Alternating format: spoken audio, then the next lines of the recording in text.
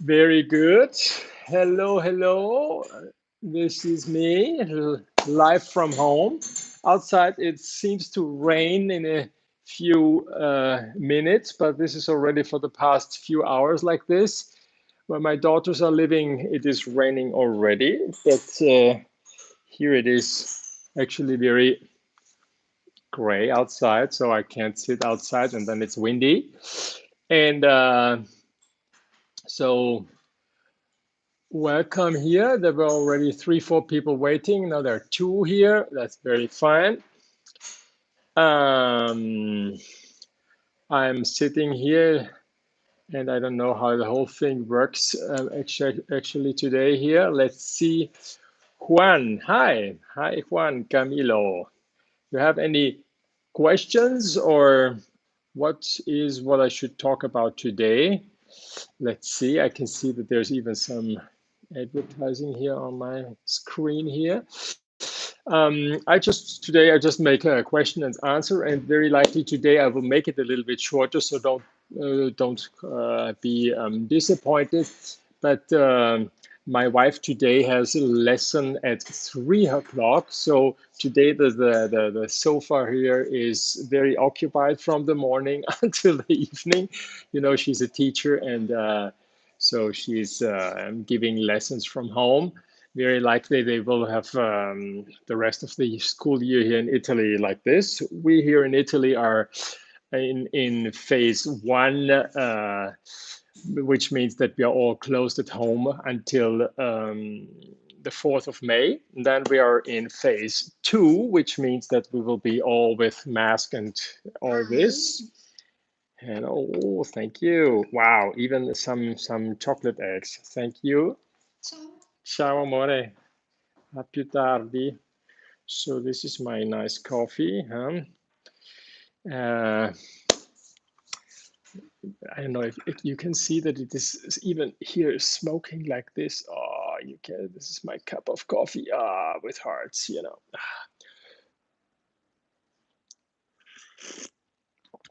And then none of us knows how long it will be in this situation. So I'm already preparing myself a little bit how I can make it happen that people can purchase instruments in my workshop without coming to Cremona, because the section I'm making instruments is rather a higher level, and certainly at the very end you cannot reproduce it completely, but certainly if all things are made in a certain way, you can certainly get it played by some musicians in order that other ones can listen to it, and it's not anymore completely a jump into the cold water when you get an instrument buying it online. By now, I only have to say that people who bought instruments online, I didn't have anyone who was disappointed. The more people tell me what they're looking for, and they show me what they have until now and what they're dreaming of, and everything. So only by listening what people tell me, then more or less I can already adjust and search what kind of instrument I can give them. But now this new idea is somehow that we will make it happen a little bit more, that people can also choose from the online shop in a better way. Ciao Min! Ne? So let me see if we, oh my God, there are already 19 people. Let's see if we have already some nice questions here instead of talking here about online shops and things like this. The violinist, hello. Anna is very nice. Hello, everyone. Greetings from Germany. Hello. Seven. Yeah. What is the perfect thickness of the front and back plates on a violin? The correct answer is I don't know. It depends from instrument to instrument. And even so, you make one pattern, it's always a little bit different, and it depends on the height of the arching, of the type of the arching. It depends on what you like. If you wanted a dark sound or a rather a very strong and focused sound. So the more darker the sound, you want, the thinner you have to make it, and then the frequency is a little bit lower. If it's a little bit thicker, it's a little bit more higher, the pitch of the piece. And then the arching itself, if it is immediately raising up, if it's raising extremely up, and then it's very high, like the old German ones, which is very stable but doesn't really vibrate, or if it's like a Italian arching, which is coming up all the time, but very slow, very slow. A nice Stradivari, if you measure it, you say, oh, it has very high arching, but if you look at this, you don't even see it. It's like hidden, the whole arching, and this is actually probably one thing. The arching is the first thing from Italians compared to German instruments in that time. And then certainly the thickness itself also makes a big difference. Generally speaking, I think we talked about this already in the first transmission or second transmission, that German instruments are pretty occupied to make it very precise. And so even in the concept, how they put down the thicknesses, they try to make it that it's always going regularly down, while Italian thicknesses is a little bit more natural, would I say, yeah. There is a general concept of the thicknesses, but then it's not so stiff on that concept. So when you move a plate, let's say this is now a plate. We make it like this. This is now here the version, the cartoon version of a plate, since I don't have even a violin. But then now let's say it is a more or less, this is the upper part and this is the lower part, and it's moving like this, and here's the C. In these corners, these are four major areas where I pay a lot of attention, and sometimes you just can take a little bit away in these corners, and then it sounds already much better, even though the rest is rather high, okay? And this is also this reason why instruments from beginners, probably the first violin of someone, sounds not so bad, because by making the thicknesses inside in that area, it's very nice to plane. And so usually they make 2 holes inside. If they make 4 holes, the whole thing sounds pretty good, even though the thickness is quite high. And that's actually a good idea, you know. So what is not good is very thin, and there is no material on the whole thing to vibrate. But the whole thing in violin making is that every single piece has a different thickness. So you can have the best machinery you want. The secret in violin making is not to make it one thickness as precise as possible, but it's rather a question of being able to memorize. You don't have to do anything. Human beings are so perfect, you know. In every moment, you can receive about 200 informations, different ones, from the varnish to the color to the light and whatever, and you just concentrate while you're talking or listening to me right now. And while you're making an instrument, there's so many informations you are just soaking up. And next time, even after years, when you happen to be in the next step and making the same thing, and it is similar to what you made 10 years before, your memory is able to take this information and say, do it like this or like that. And that's called experience. And when you have more than 35 or 40 years of experience, then certainly this makes a matter, makes the difference, and that's the reason why then the instrument sounds better than from someone who makes it only for 10 or 15 years, okay?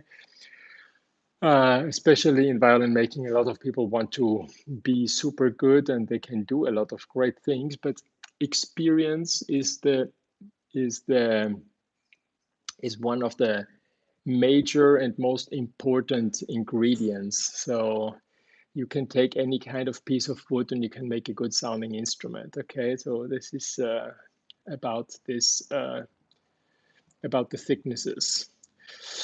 Hi Edgar, Cellopera. Hi Edgar, how long does it take to commission a master cello?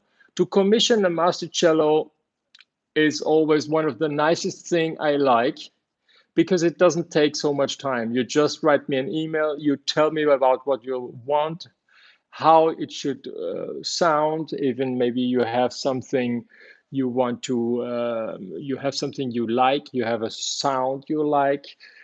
You want a Montagnana sound with a deep, strong, rolling C string and a beautiful singing A string, or you want a more focused Stradivari pattern or whatever.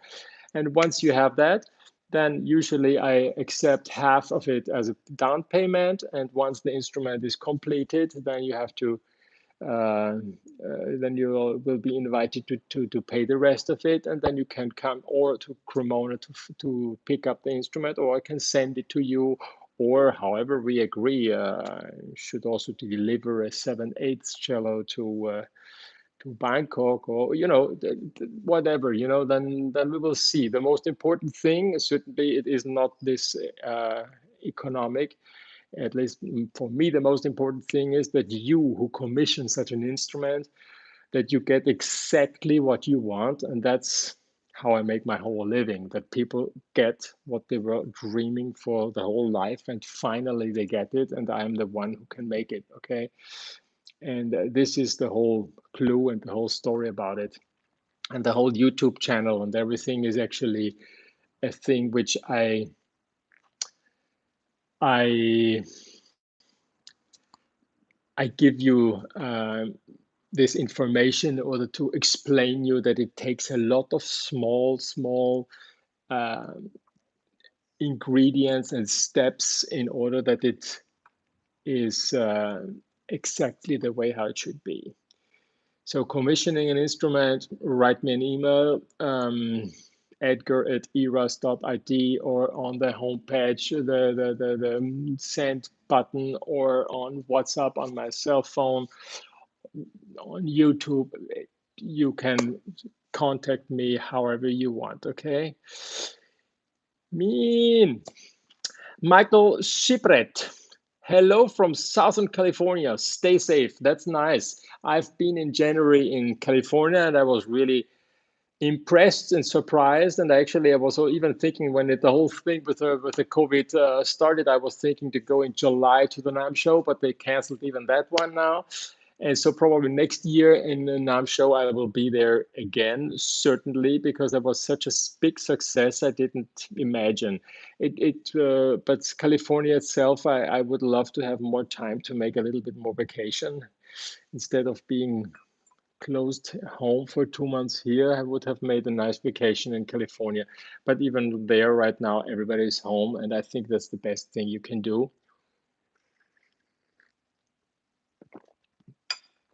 And I'm pretty convinced that after it is somehow we start to get used to live with this, that we will recover pretty quick from the whole thing.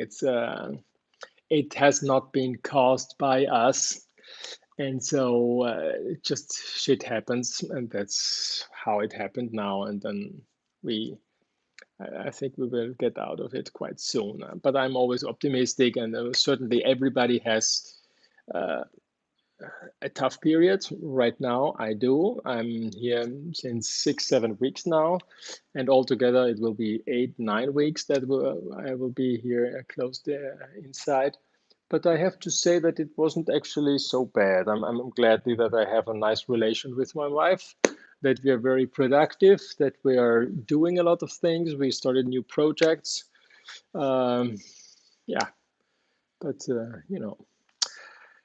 Thibault Lejabiak, hello, good to see you again. Good to see you again. So, what can we do here? We need some good questions here. JPX, what are the main criteria when you determine the value of a violin? This is it's only 2 lines, but it's a pretty tough question.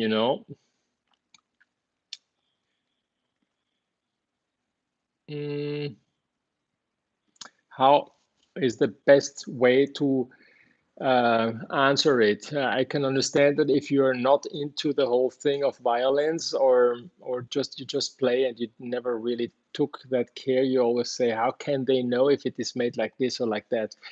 I promise you, in case you made your first instrument or you made an instrument or something similar, then the more you are into it and you can, this one here is sounding so bad, sorry. Then you can adjust, then you can understand exactly how it has been made. If it has been made very precise by hand, from the lines, from the way how it is done, certain things, machinery can do very high precision stuff. They can do nice, great things, but you can tell if it is made by hand or not. And by looking at it very carefully, you can immediately understand this. And this certainly determines the value of an instrument. So when people just send me quick some pictures, I just send me the pictures. I tell you if it's worth or not, and then I just tuck. It's 99.9%. It's always some factory stuff, but it is not that easy actually on pictures. Sometimes it happened to me that on an auction, I saw an instrument with a very strange shape. I thought it is something, and then when it arrived, it was a completely machinery made and really lousy instrument. So, and then later on, I couldn't believe that something like this happened to me. And I looked again at the pictures, and on the pictures again, I could see all that what I was thinking it should be. And in the reality, it was a completely lousy instrument. So it's not so easy, especially when it's pictures and things like this. But the criteria is actually if it is handmade, if it is a standard shape, which then has been retouched by hand in manufacture, if it has been made by many people together, if it has been made by one person, even that we can see immediately, because just like you would write now, let's say your question, everything from the first word to the last word, you can tell if it's the same handwriting, if the first word what and the last violin are written by the same person. And the same thing when we look at a violin, there are some things which just match, there are some lines in the body, which then also are as well in the F hole. So we can even say, okay, this F hole was not cut by the same person, even so it has the model. When you sign those F holes, you can buy them, you can make them from a picture or from the original. But as soon as you start this one and you cut it by your hand, it's getting this touch. It's a little bit like you write something with a computer, it's perfect. And then you have to write it by hand. And then you start writing it by hand, just the same way how it was written by the computer. More or less the same thing, Just we are so much into it that we immediately can tell. And this certainly makes the value. So it's always a question if you can give that instrument a person, a group of person, a land, and a factory or whatever. And this is what it's all about, So even a expensive instrument, an expensive Stradivari can sound really awful, and a very lousy instrument can also sound good. And that's why musicians always try to search for very little money a good sounding instrument. But it's not so easy that you have now the great instrument. But we all are dreaming of this, huh? Terry, what do you like? Oops, what do you like to use for a top plate? Tight grain or medium grain or mixed grain? What sound difference can be expected in the same? Um, Me myself, I don't like the too tight grain. I think it is too strong, and Germans always searched in the past for very tight and very fine grain, and then for them this is high quality, difficult to find, and this is for master instruments. Italians actually took whatever they could find. It's rather a medium mixture and large grain, I would say. And I think it's not the grain which makes so much difference to me. Okay, I think that the origin of the wood already makes a bigger influence. That's what I believe. Okay, and if it's now a large grain, the whole thing becomes very light, and light is actually not so bad. If you think of running a marathon, you wouldn't put on your heaviest shoes, right? You would rather take very light ones. And a little bit with the top, because the top I think has to be light. So I wouldn't focus too much on tight or that, you know. You should be, as a maker, you should be able to make out of every kind of wood a very good sounding instrument. But when I read mixture grain, then I think of Guarneri violins. And so then usually when I see it, I say, hey, this can become a Lord Wilton, for instance, where you can see that the ears outside are large and in the middle are very straight and things like this. So Stradivari, I make it a little bit more regular. He took a little bit more regular, but not so tight, okay? The Germans in Mittenwald, they had very tight grain, okay? They were living among the trees, so they were focusing more on that, okay? But I wouldn't now say that the tight grain makes that sound and a grain like this, like that. It's a little bit not enough information to give such. The sound is not made because of the grain. Okay, it's rather than the arching, the model, the thicknesses, neck angle, and things like this, which all together make a nice sound. Benjamin Barbaric. High Stradivari and old masters also used to make guitars, but now this is not so common anymore among violin makers. You ever thought about doing it? Well, yes, of course, because I started making guitars and then I came from guitars to violins. So it's always a question of time. I would love to, but at that time, I think they made it because it was more common, also probably to have these classical Italian guitars, and it's a guitar making guitar compared to a violin is really very easy. It's just that can be made next to, you know. I would love to. We have already wood for a guitar in the workshop, and I would love to.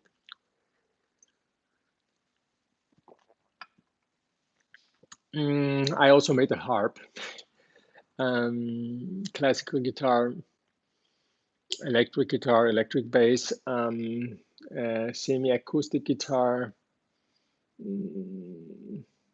Yeah, and then from all these instruments, double bass is the one which I just love it. You know, it's just something you never feel alone if you have a double bass at home. I would recommend everybody have at least one double bass, at least standing in the corner for each of you, in case you feel lonesome. Okay, you will never feel lonesome with a double bass in your room. Okay, and then you come back home, you see your double bass. Hello, how are you doing? Everything fine? You know, double bass I like very much. Violinist 541. What is the difference between an instrument suited for soloist compared to other instruments, even if both are master instruments? Is there a difference in making that gives solo violins more power? It's nice because your question is twisted around. It's actually a little bit more different. It is that the solo violinist wants an instrument which is a little bit on top of all the rest, and that's why they want a more powerful sound. They agree to have E and A string rather a little bit too strong in order to be on the safe side that you can always hear them. But it's actually a good solo instrument is also when it's played very piano, you can still hear it on top of all the other instruments. This is for me a good solo instrument. So certainly on one side, everybody wants a solo instrument, no doubt. But instruments which are now not solo instruments, but more equilibrate and easier a little bit to play is probably a higher demand for that because there are more people who want a little bit easier, quicker responding instrument. A soloist is somebody who plays 6, 7 hours, even more every day. and they have the ability to get out everything they need. And so in order to have a more powerful sound, they agree that it responds a little bit more difficult, which means in terms of violin maker, sound post is a little bit more out, and it's a little bit more difficult to get it vibrating, but they don't have this problem. Just imagine of Rainer Küchel in Vienna. He played always with the viola bow, just in order to be always on the safe side with his Stradivari chaconne with the viola bow to be on top. And the violinist, where did you learn to make instruments? Well, with 13 years, I did it all by myself. I didn't have a teacher, no internet, no YouTube, and I did it all myself. My first guitars I made like this, and then I got to know about the violin making school in Cremona. With 17 years, went to Cremona and started to make my first violin with Christoph Wagner. He's a violin maker now in France. Forgot now the city, and has also a violin making school now, I think. And at that time, he was a very funny guy. And I made my first violin with him. And then in September, when I started to learn Italian already, then I went to the violin making school, made my exam to get into the school. There was actually only that I had to talk Italian. And then I made the violin making school with Riccardo Bergonzi. He was my master. He's, let's say, 5 years, or I don't know if he's 10 years older than me. No, I don't think so. And he was my master, and we had a great time. And I learned to make instruments with under Riccardo Bergonzi in the violin making school. And then it is something which takes you more and more. And it's violin making is a drug. It captures you like an octopus. And so I was not ready with one instrument. I had already the next idea, and then I wanted to make this one model and this one, and then this one, and then antiquing. And then I went to the United States and I saw how they did it, and then I went back and had already another 20 ideas for other instruments, and then I met this musician and this one, and so it's the more you make, the more you want to make. And there are so many things you can do, and it's a completely interesting world, I think. And that's what I'm here so concentrated with the chocolate egg. Okay, sorry. Yeah, so this is about how I learned it. So, and I probably until 2004, I was working every day, Saturday, Sunday, always. Day and night from 9 to midnight at least. And then I started to do also other things from the year 2004.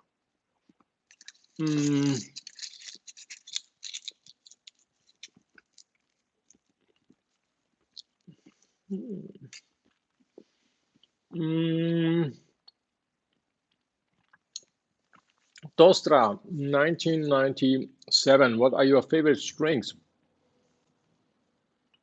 for cello? Larsen and Spirocore is actually what I like very much. Then I had on a Frankfurt Musikmesse, I had the Tomastik in front of me, and they showed me the new set of Versum.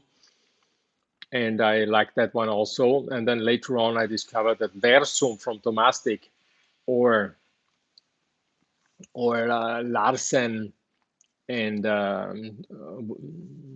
Spirocore, you can actually not tell a difference. It's completely the same. It's just one is from one company and the other one is from the other. So the Larsen, probably, if it's now really tight, I'm more used to have the Larsen and the Spirocore than the Versum.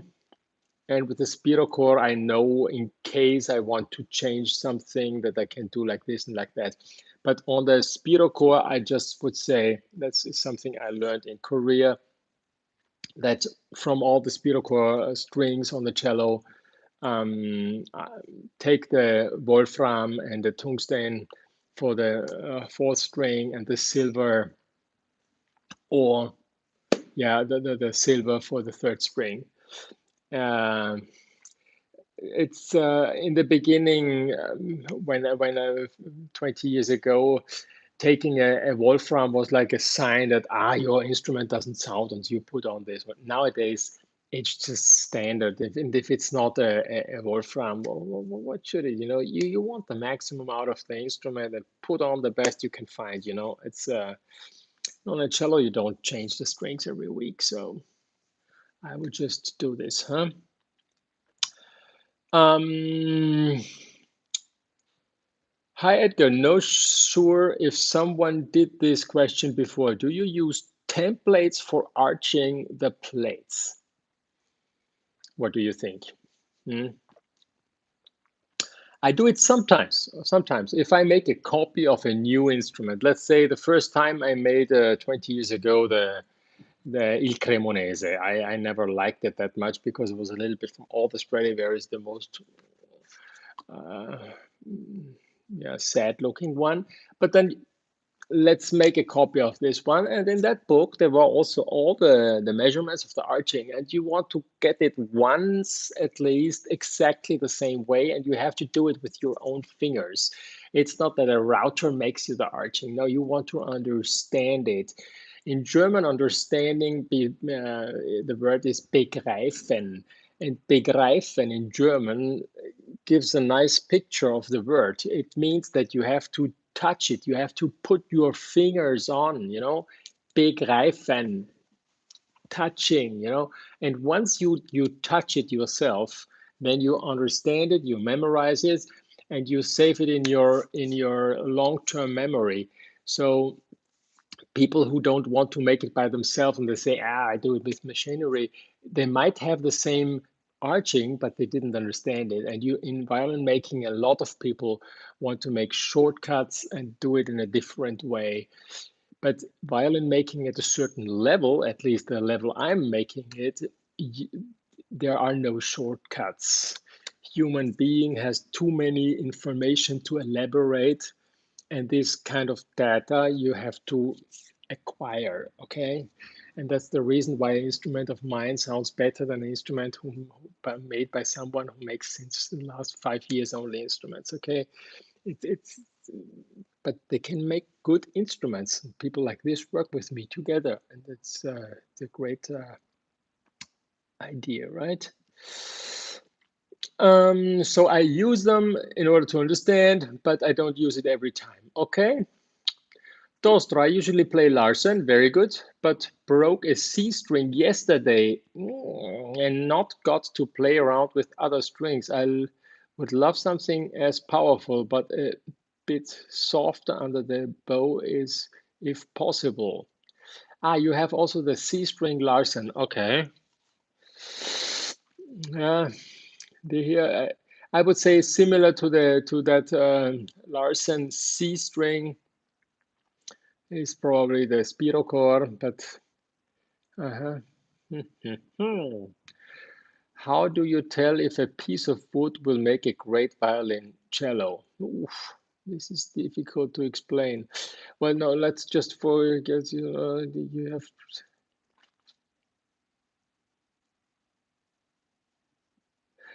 For the broken Larsen C string, then I would take a spirochore Wolfram.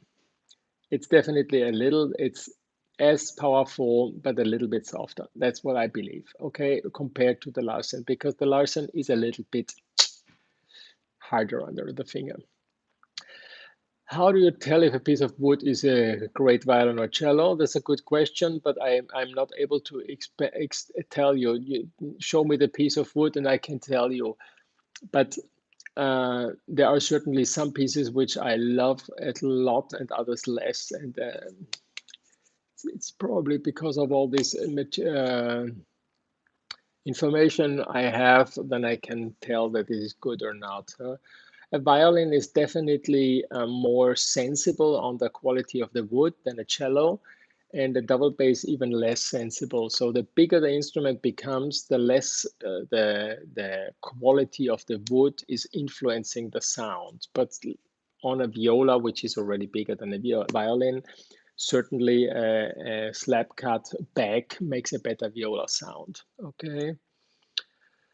Have you made your own model of violin, cello, or do you always build instruments based on old instruments? Basically, I base them on old instruments, but right now I'm working on my own model, and I have a lot of models which are my own models, no doubt. But it's there are more people actually asking for a copy of this one or that one or that one. Yeah, I have something in my nose.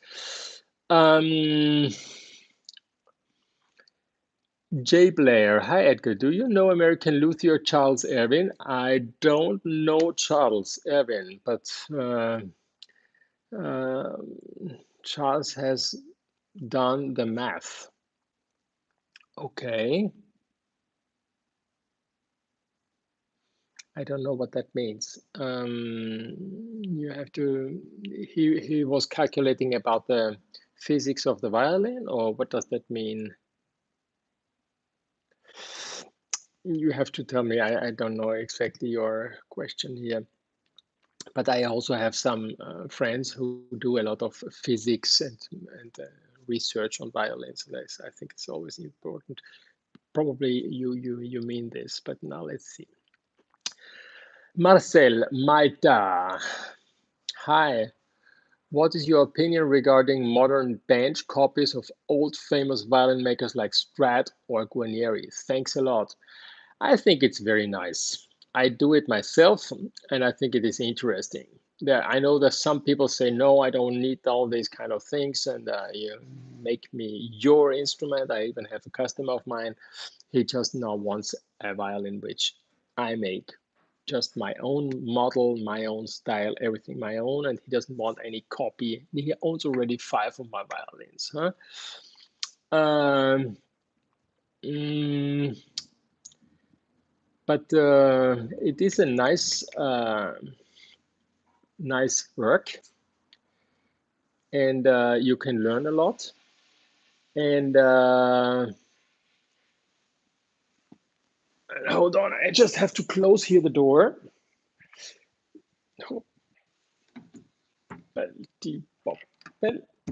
Yeah, all the time some noise here. Um, it's a nice way to learn how to make a real Stradivari, and making a bench copy means that you just make exact the copy of it, and if you have the opportunity and the chance to have a great original instrument and you have it on your working bench, this is something I think which is very interesting. In America, I saw some really great makers. It was like Bellini. He passed away now, like 2 or 3 years ago, but he was really good. And then Zygmuntovic.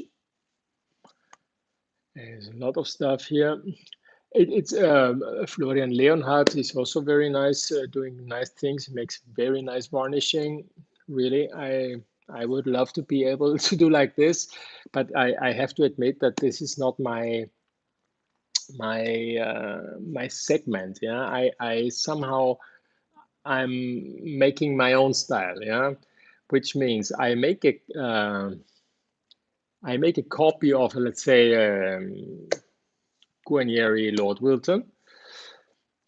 Other makers immediately can say, oh, this is a Lord Wilton, but made by Edgar. And this is for me like a compliment. So I'm pretty a lot aware on the fact that there's a lot of my whole making history inside that instrument. The way how I work, a little bit the way I am. I'm on one side, I'm extremely precise, and on others, I love this Italian easiness, when I even took once my car and I went to Maranello to see the factory of Ferrari, and you can compare a Mercedes SL with a Ferrari, yeah? And in the difference how these things are made, I can also understand that some customers prefer a Mercedes where everything is perfect and all the gaps are regular and all the stitches on the label on the leather, everything is perfect, perfect, perfect. And then on the other side, you go to Maranello and you see the Ferraris, and they have something which a Mercedes doesn't have, and they're not so perfectly made, and but you can tell they are handmade, and there is a little bit more. I wouldn't say that it's soul, but there is something which attracts you. Okay, and it's always there is a line between preciseness and not preciseness, and a little bit made like this, and it's. When you make it all precise, you sometimes you're risking to take away uh, this personality, and personality is something very difficult to elaborate, and that's why I'm focusing a lot on on protecting my personality, and that all the instruments which are made in my workshop, even a linea Macchi, but also a Scala Perfetta, has already something from Edgar inside, and that's something I think is my life story in violin making. But I like bench copies, and you can learn a lot, and would love to have a little bit more time and dedicating like 4 months for one violin. Yeah. Uh, it's something interesting. Always good.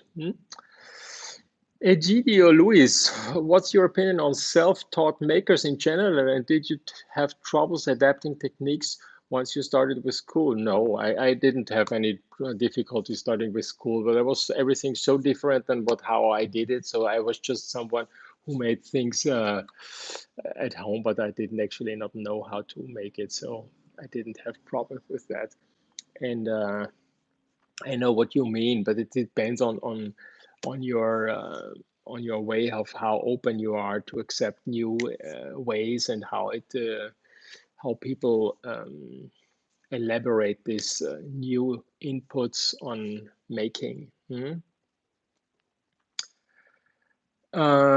J. Blair, Charles has done the math. So here I still have to search for this Charles Erwin to understand what J. Blair did, asked me, because I didn't understand it. But where are we now? Sorry, I lost here. Um,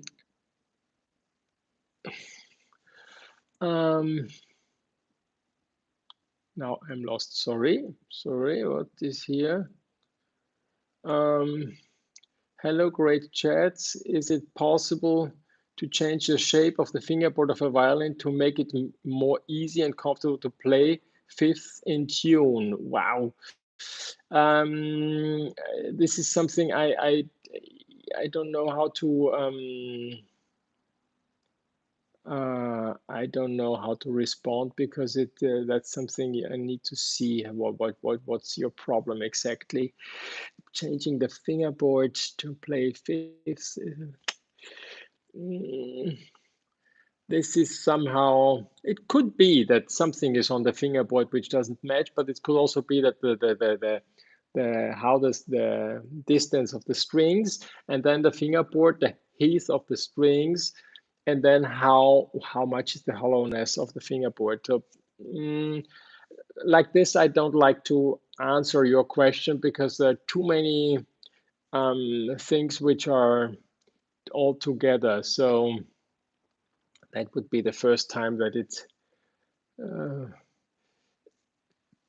could be, but I don't know. I need to see your instruments closer in order that I can be able to tell you.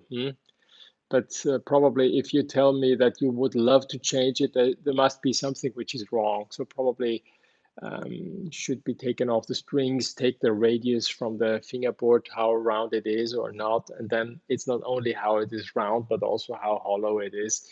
So probably there should be taken a little bit of care on the whole thing.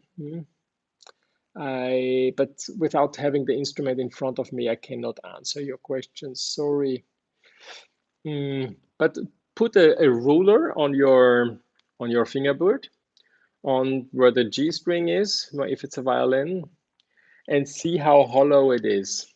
And then see of the E string if it's also as hollow or if it's a little bit less. It should be 0.5 millimeter on the E string and approximately 1 millimeter hollow and to the length on the violin fingerboard, not more. Could be that it is hanging too much because too many people just adjusted it without respecting the shape of the fingerboard by themselves. Daniel could talk more about bridge tuning by carving the kidneys and heart, how it affects the sound. Love your work and information.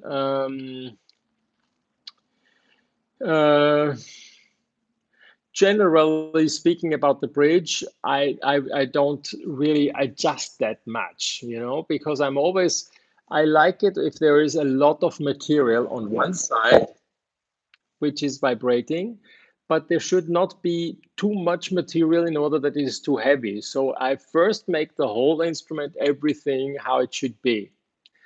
And then in case it doesn't really sound open and I don't know, then probably the first thing is that I double measure the feets. And then I adjust first the feets. I have still my drawing of the finger of the bridge. And then I adjust here the feets, these ones, and I adjust it from the inside. So I looked at these feet are like 11.5, something like this. And I cut always from the inside because this free area is actually responsible for how open the sound is. So if the bridge feet are still like the original, very large, and they were not adjusted here, then the instrument is a little bit closed. So I adjust this one first. And if this one doesn't sound very well, then I start adjusting that from here, this point I don't touch, but from here, then I cut straight away and I don't go too much up. So then I take away here, and then I look that this distance here is approximately 16 millimeters on a violin fingerboard, okay? And then I start opening up a little bit here in case I wouldn't be happy with the sound. But all this advice is all very nice if I give it like this to you, but actually before working on all these things, there are so many other things where you have to search. So watch the video about the right sound post position, about the bass bar and the bridge, all these videos, and then you understand how large your feet should be on a violin. And only once this is correct, then you can work on working and adjusting with the violin bridge. But and then also all the thicknesses and the arching and everything. So once all this is done, I'm already better than every adjusted and tuned bridge. Okay, but it's not so easy to talk about it. Generally speaking, but it is not that you adjust the sound of the violin only by adjusting the bridge. Actually, I would rather be that the good bridge should work properly very well. You can just do a fine adjustments, but if it would be in a certain shape, then everybody would make already all the bridges in that certain way. Touch the math. Touch the math. I don't know what this is here. I'm sorry. Probably I'm not good enough to understand what J Blair means here. Won't make it today because I have to finish at 3 o'clock. So maybe you write me an email, or you next time you scroll. Here it comes a better. Okay, down there comes something more about this. Edgar, which process is the most difficult? Arching, purfling, neck fitting, or maybe carving the scroll? Which process do you enjoy most? This is a question. This is a good question. In the beginning, I just remember when I was making my first 10, 15 years of instruments, I had a lot of steps which I liked much more, and others I didn't like that much. And then sometimes then it's changed, and something else I didn't like that much. And then for a long time I didn't like the purfling. And the more you go on, the more you will see that you don't have any more these preferences. You see it as a whole process, and you understand that every process of all is important, and all process have something nice in it, and you just keep on doing, and it's just nice, and you enjoy it. And the more your craftsmanship is at a certain level, you just play with it, and it's just fun. Uh, for a long time, I had my fun with bass bars, and then I started to hate it, and then I understand how it works, and now it's great fun. And then at a certain point, I thought that the bass bar for cello is so huge and it's so difficult, and then actually it flips over, and they say it's actually easier to plane or whatever, So I don't actually. One thing of all which I myself I love as a gesture of doing is the varnishing process. It's a little bit the time that I close myself in a different room into the varnishing room, and I have my pigments and my varnish, and I put together and I mix it and I adjust it. I look the pictures, and that's something I love very much. It's a little bit more a process where I'm completely me with myself doing the varnishing, and I like that very much. The rest is something which is very satisfying. At least for me, it's a work where um, you work the whole day, and then in the evening you can look at it and you say, hey, today I was really productive and I made something nice. And next day you come into the workshop and look at what you've done yesterday, and you say, wow, here I didn't see this, I have to adjust, or this one. So it's like the whole process of making is a little bit like a psychotherapy, where you learn yourself better and better, and something I love very much. What cello wolf eliminator do you recommend is the best? I like very much, first of all, the ones which are just on the strings between bridge and tailpiece. Then probably I like very much, before I use an eliminator, adjusting the tailpiece to the bridge in order to see if it is changing. And then certainly the one which you have a small plate of wood, and then with two springs and the metal piece which is like vibrating on it. You first search the right position on the outside, and once you have it, then you have like a clamp and with glue, and you go in and then you glue it inside. It's the one which works the best. I don't know how it's called or how it's the name. I just have it in my workshop, and I just want to install it on the cello of a customer of mine, but I don't remember how the name is. If I find it, I will put it down below, and after the video I will search for it. Say hello from Taiwan. Hello, Yencha Chu. J Blair, the golden ratio is the math. Okay, I was expecting something like this. It's always interesting, but I don't make my shapes with everything and designing. We made it in school, and it is interesting, but it is a little bit too square for me. Certainly, I know that the golden ratio and all this were the basics in order that the whole instrument has been designed how we know it today. But then on the other side, at the Store and the Guarneri, they probably didn't care too much about it.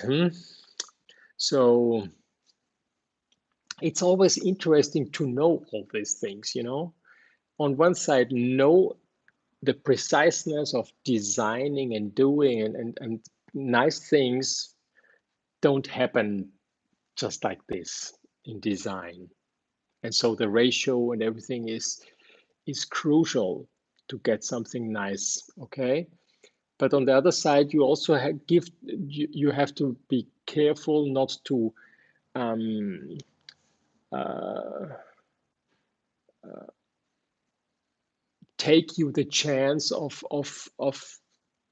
living and creating this flow in all this what you're doing. So I like it when it all works together very nice. Tinel, I know, okay, Jay, he wrote the math from original drawings, templates, okay. We made that in school and I even looked a little bit and sometimes I draw myself and then when I was drawing something. But interesting, yes, of course. Wow, here now we have to accelerate here because at 2 o'clock, Elena is starting with her lessons.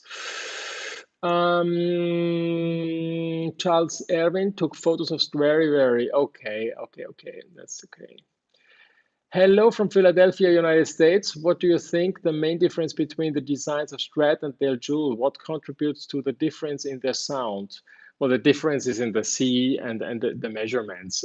Guarneri is more equal, large, all, and Stradivari is large, tiny, and large again. And this outline of the design is actually the major issue for this differences in sound. So a Stradivari, because of this shape, makes a very more beautiful sound, and a Stradivari a more rougher sound. Bastian Gonzalez, how high the fingerboard needs to be from the top of the violin. It should be probably, I never measure it like this, but I know some people measure it like this. It's more a more complicated neck angle thing.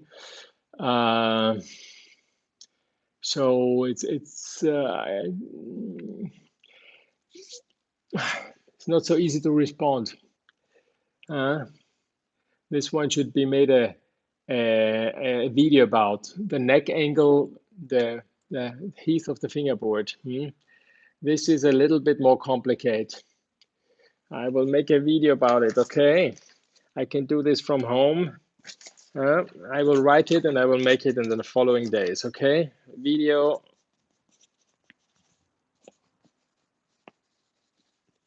Neck angle, fingerboard and neck angle, we call it, okay? Original from Stradivari. How important is the thickness of the fingerboard? Actually, it's not so important. If it's thinner, it actually sounds even better, but at a certain point, it's too thin and then it's vibrating too much, and then you have to get it. So I would say after 4 millimeters of thickness, then you should get a new one. I would say idle would be 4.5, 4.8 millimeters, the size is what I love. Martin, hi Edgar. Hi.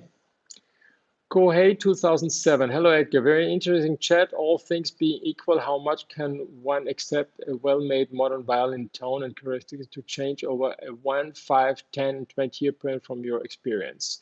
I would say the major changes are made in the first months or year. After 5 years, then you should actually have it already in a very decent situation. And then the difference between 10 or 20 years, I doubt that you can listen to that, okay? That's what was my experience, okay? Tostra, I'm going to finish the bridge for my cello in a couple of days. I have a fingerboard projection of 80, but with the Aubert Blanc I've bought, the heart seems very high. The heart seems very high, so take a little bit of the feet off. Take as much away from the feet in order that the whole thing goes a little bit more down. Okay, this is my advice. The only thing, always take away as much as possible from the feet. When you fit the feet, go down to 2 millimeters and then you adjust it. I have to hurry up in 3 minutes. Elena has her lesson. It's a Belgian bridge. Very good. Thanks, Edgar, for answering my question. Very nice. God bless you. Thank you. Good business. Thanks very much for your sharing. Should the radius of bridge match the fingerboard radius? More or less. It's on a violin, it's more or less the same. But I would recommend the shapes of Hans Weishar for this whole thing, okay? I think I have to cut my video here. Elena has her lesson. I think it was great that we had our transmission today here. Thank you for your contribution. On Thursday, I will be again online here just for musicians, okay? And I will talk a little bit more about how the bridge should stand. So see you on Thursday and next Monday. Thank you very much. Bye-bye. Bye-bye.